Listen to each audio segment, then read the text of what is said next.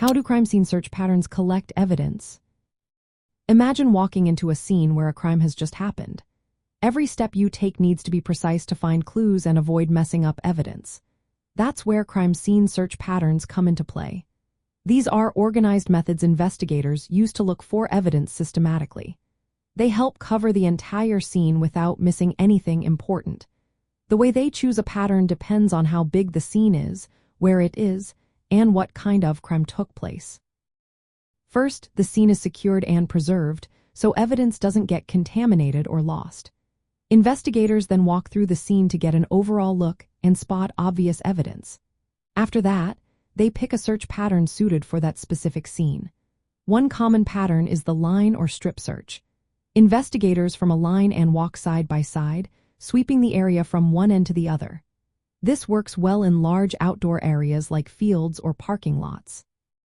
It makes sure every part of the scene is checked thoroughly. Next is the grid search, which is like the line search but done twice, once in one direction and then again perpendicular.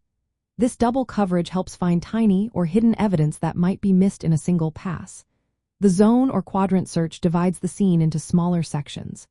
Each section is carefully examined by one or more investigators. This pattern is perfect for indoor scenes or places with many objects.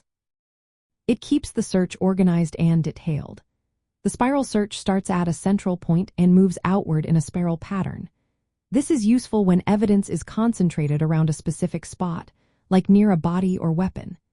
It allows investigators to expand their search methodically while keeping focus on the center. The wheel or ray search has investigators move from the middle outward along straight lines like spokes on a wheel.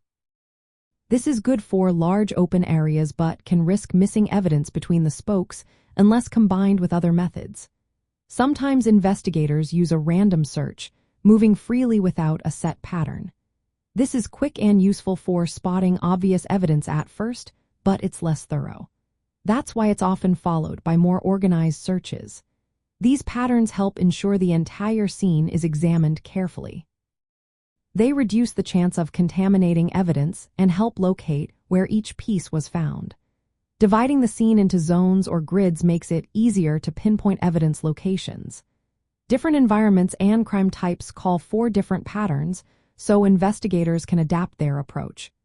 Using these methods also helps with documenting evidence locations through photos, sketches, and notes. For example, in a homicide case, a zone or spiral search around the victim can uncover weapons or blood evidence. Outdoor scenes like a kidnapping site might need line or grid searches to find scattered footprints or clothing. Sometimes investigators start with quick visual checks and then move furniture or cut into structures to find hidden evidence without damaging the scene. Overall, these search patterns are essential tools in forensic science and criminology. They give investigators a structured way to gather evidence, making sure nothing important gets overlooked.